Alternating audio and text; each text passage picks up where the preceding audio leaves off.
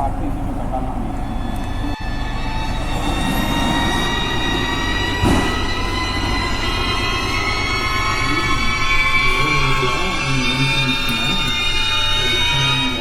నీకు ఒక పార్ట్ తీసి చూపించాలనుకున్నాను.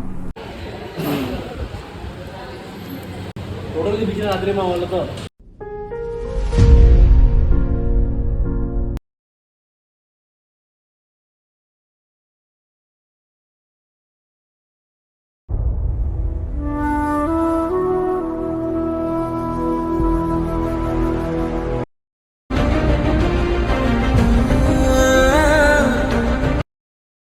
ఇంటికి వచ్చే లోపల అదే వైరింగ్ ప్రాబ్లం వచ్చేసింది మళ్ళీ నాకు.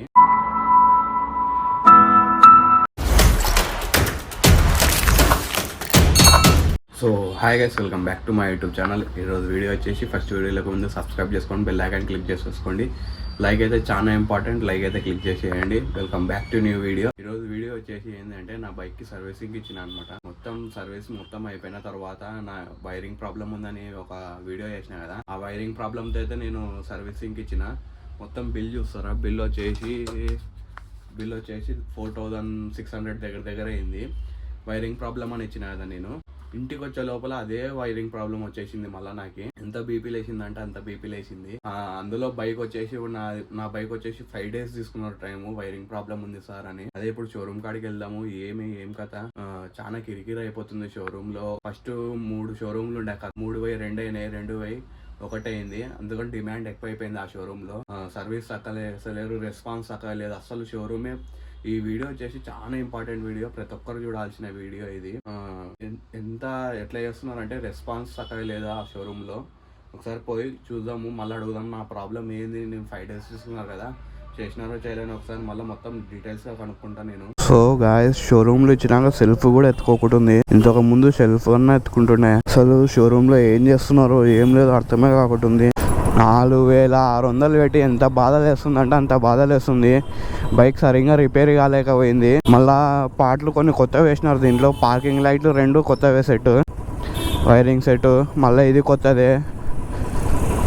ఇంకా ఇది కూడా మారుస్తా అంటే మార్చేయండి అన్నా నేను. ఇప్పుడు మనము ఎంతైనా ఖర్చు కానీ నీట్గా కావాలంటాము. జస్ట్ షోరూమ్ నుంచి ఇంటికి వచ్చిన నేను. షోరూమ్ ఎంత లేదు, 500 meters దగ్గర ఉంది అంతే మాది. ఆ నుంచి ఇడికి వచ్చే లోపలనే లైట్ సిస్టమ్ వెళ్ళిపోయింది, ఫ్యూజ్ ఎగిరిపోయింది. మళ్ళా నేను ఏ ప్రాబ్లంతో ఇచ్చినానో ఆ ప్రాబ్లం వచ్చింది. మళ్ళీ అదే ప్రాబ్లంతో నేను షోరూమ్ కాడికి 10 మాటలు తిరగాలంటే కాదు, నా వల్ల కాదు అసలు.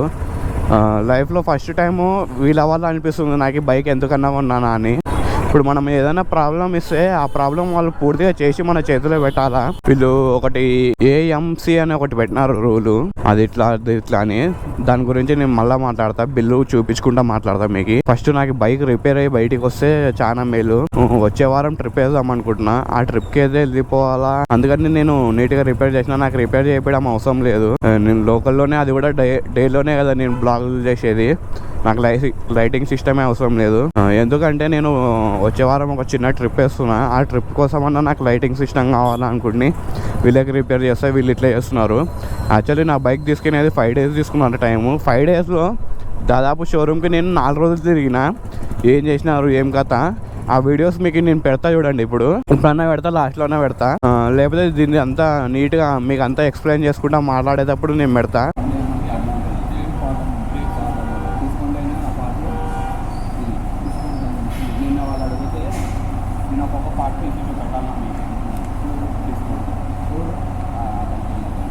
దీంట్లో డిస్కౌంట్ వేయలేదు అన్నారు. ఇప్పుడు పిల్లకానికి తెలిసిందా కదా, నేను AMC తీసుకున్నా. AMC తీసుకున్నప్పుడు డిస్కౌంట్ ఇది ఉంది చూడండి, దీంట్లో వేయలేదని చెప్పినారు. అర్థమైందా?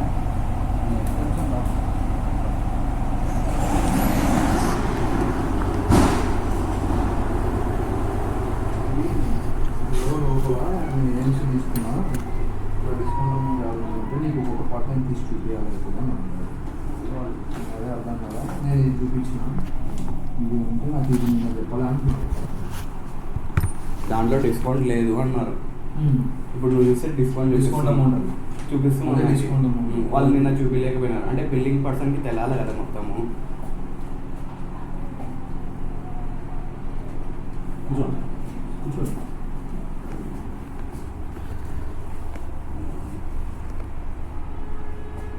ఇప్పుడు నాకు సాటిస్ఫాక్షన్ అయింది దాంట్లో ఏఎంసీ తీసుకున్నందుకు.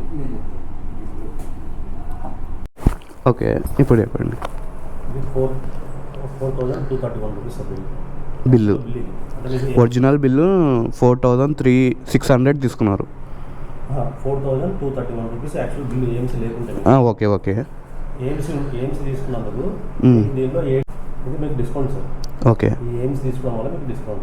ఏఎంసీ లేకుంటే నార్మల్గా ఇది నాది. ఇది బిల్ అయితే ఓకే ఓకే. ఏఎంసీ తీసుకున్నందుకు నాకు ఇంత లాభం వచ్చింది. 867 రూపీస్ మీకు డిస్కౌంట్. ఓకే. ఇప్పుడు ఈ డిస్కౌంట్ చేసి మీకు యాక్చువల్ బిల్లు ప్లస్ మీరు ప్యాకేజ్ తీసుకున్నారు కదా. అవును 490 అవును. అమౌంట్ పడుతుంది. 4,660 రూపీస్ వస్తుంది. ఓకే.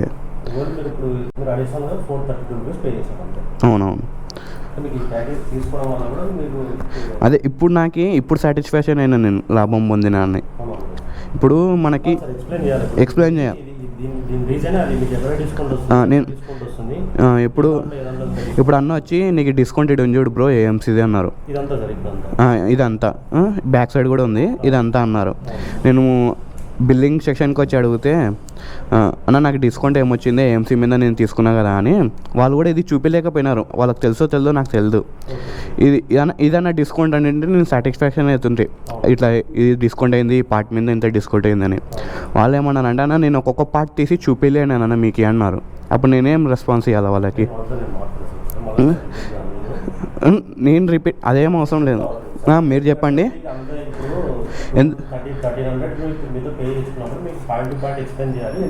ఎక్స్ప్లెయిన్ అవసరం లేదు. ఇదన్నా డిస్కౌంట్ అని ఉంటే కూడా ఇప్పుడు ప్రతి ఒక్కరికి అన్న డిస్కౌంట్ ఇడు చూడు అన్న అంటే కూడా సాటిస్ఫాక్షన్ అయిపోతుంటుంది. మేము ఇవన్నీ లెక్కేసుకుంటే కూడా ఇక్కడ వచ్చేస్తే మాకు డిస్కౌంట్.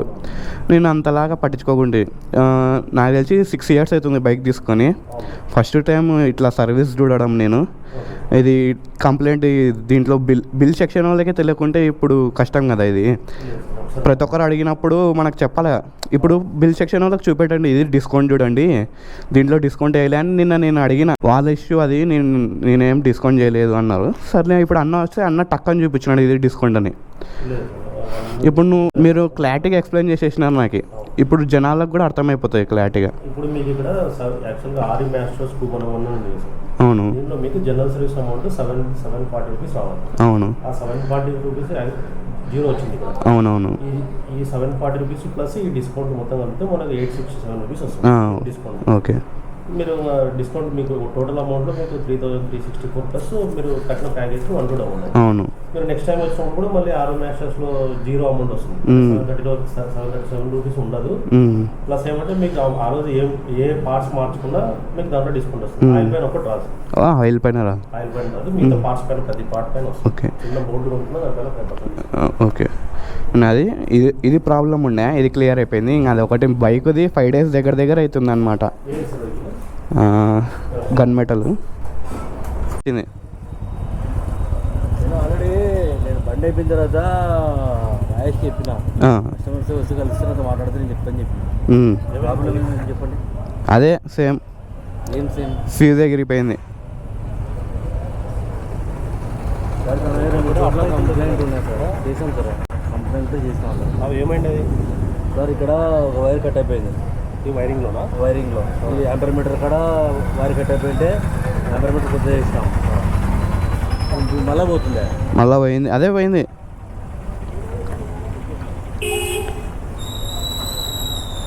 నేను పెట్టేసి వెళ్ళిపోతా. 5 days పెట్టినా నేను బైక్. చూడు ఒకసారి మషన్, అది అవసరం లేదు. లైటింగ్ 7:30కి నేను తీసుకెళ్ళిన. వాచ్మెన్ ఒక్కడే ఉండే. సో గైస్ ఫైనల్ అయితే బైక్ అయితే రిపేర్ అయిపోయింది నీట్గా. మన తుంగభద్ర సైడ్ వచ్చిన నీళ్ళు చూసుకుంటే ఫుల్ వచ్చినాయి. మీకు కనిపిస్తుందో కనిపించకూడదో నీళ్ళు అయితే చాలా నీళ్ళు వచ్చేసినాయి. చేపలు పట్టేటోళ్ళు చేపలు పడుతున్నారు, ఇట్లా చూసేటోళ్ళు.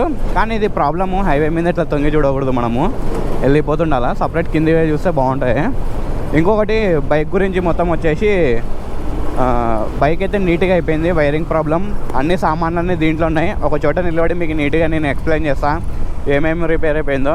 ఆ రిపేర్ నేను వాళ్ళ షోరూంలో మొత్తం నాకు బైక్ రావడానికే 13 days దగ్గర పడింది. షోరూంలో నుంచి బైక్ బయటికి రావడానికే అంత లేట్ తీసుకొని నీట్గా సాల్వ్ చేసేసినారు వాళ్ళు నీట్గా ప్రాబ్లమ్ని. ఒక చోట నేను నిలబడి మొత్తం నీట్గా ఎక్స్ప్లెయిన్ చేస్తాను మీకు. గైస్ ఫైనల్ అయితే మనకి బైక్ మొత్తం రిపేర్ అయిపోయింది, నీట్గా అయిపోయింది. ఏమేం ప్రాబ్లం ఉందో చూపిస్తా చూడండి. నా బైక్లో మెకానిక్ అయితే కొన్ని పార్ట్స్ అయితే మొత్తం ఇచ్చేసినాడు నా చేతికి. నేను మొత్తం చూపిస్తా చూడండి ఏమేం పార్ట్స్ ఉన్నాయో.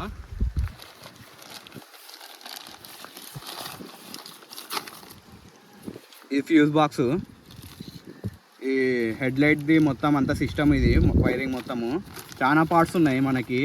చూపిస్తాను మీకు కూడా. ఇవి మొత్తము పార్కింగ్ లైట్స్ అంతా సిస్టమ్ మొత్తం బిల్లు ఎంత అయిందో ఏం కదా. నేను మొత్తం చూస్తే ఇన్ని రిపేర్ అయిపోయినాయి. దీనికి 5900 దగ్గర అయింది. మొత్తం చూస్తే ఇన్ని ప్రాబ్లం వచ్చేసింది. మెయిన్ మనకి ఫ్యూజ్ బాక్స్లో ఉండే, ఈ ఫ్యూజ్ బాక్స్ వెళ్ళిపోవడం వల్ల వాళ్ళు చూసుకోలేకపోయినారు. ఈ ఫ్యూజ్ బాక్స్ కొత్తది మార్చేసినాము. నేను సెకండ్ సారి పోయినప్పుడు ఇది ఫ్యూజ్ బాక్స్ మొత్తం మీరు ఫస్ట్ కాడ నుంచి వీడియో చూస్తే మీకు మొత్తం అర్థమవుతాయి. నేను ఏమేమి చేసినా, కొన్ని బిల్స్ది రూల్స్ అడిగినా, వాళ్ళంతా క్లారిటీగా ఎక్స్ప్లెయిన్ చేసినారు. మొత్తం బిల్లులు అవన్నీ అయితే ఇక్కడ ఉన్నాయి. డబల్ టైం బిల్ అయింది నాది బైకు. ఒకటి 4600 అయింది ఒక బిల్లు. ఇంకొక బిల్లు వచ్చేసి 700 దగ్గర అయింది. మొత్తం అది ఎంత అయిందో క్యాతం బిల్ చూడండి ఎంత అయిందో. ఇది బిల్ ఈడు ఉంది. ఈ ఫస్ట్ బిల్లు, సెకండ్ బిల్ ఈడు ఉంది.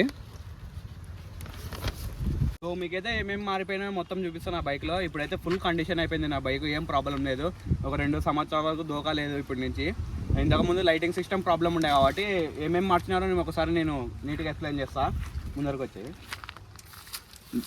అదో ఇది మార్చినారు. ఈ 2 హెడ్ లైట్స్ మార్చేసినారు. మనకి ఫ్యూజ్ బాక్స్ వచ్చేసి లోపల ఉంటాయి, తీసి చూపిస్తాం మీకు. ఇంకొకటి డేంజర్ లైట్ సిస్టమ్ మొత్తం మార్చేసినారు. దీంట్లో ఉన్నాయి అన్నీ డేంజర్ లైట్ అవన్నీ సిస్టమ్ అయితే మొత్తం మార్చేసినారు. మనకి వైరింగ్ ప్రాబ్లం అయితే మొత్తం సాల్వ్ అయిపోయింది. బండి ఏమి ఇప్పుడు మనకి దోకాలేదు. నేను బండి గురించి ఒక డిసిజన్ తీసుకుందాం అనుకుంటున్నా. తొందరలోనే తెలుపుతుంది. నేను కొన్ని పర్మిషన్స్ తీసుకొని తొందరలోనే చెప్తా బైక్ నేను ఏం చేయబోతున్నా ఏం కథ. ఇప్పుడైతే మీకు మొత్తం అయితే నాకు ఈ వైరింగ్ ప్రాబ్లం అయితే మొత్తం సాల్వ్ అయిపోయింది. బండి అయితే ఫుల్ కండిషన్ ఉంది. 2 సంవత్సరాల వరకు దోకానే లేదు. ఈ వీడియో మీకు కానీ నచ్చినట్టయితే సబ్స్క్రైబ్ చేసుకొని బెల్ ఐకాన్ అయితే క్లిక్ చేసేసుకోండి. ఇంతటితో ఈ వీడియో ఏం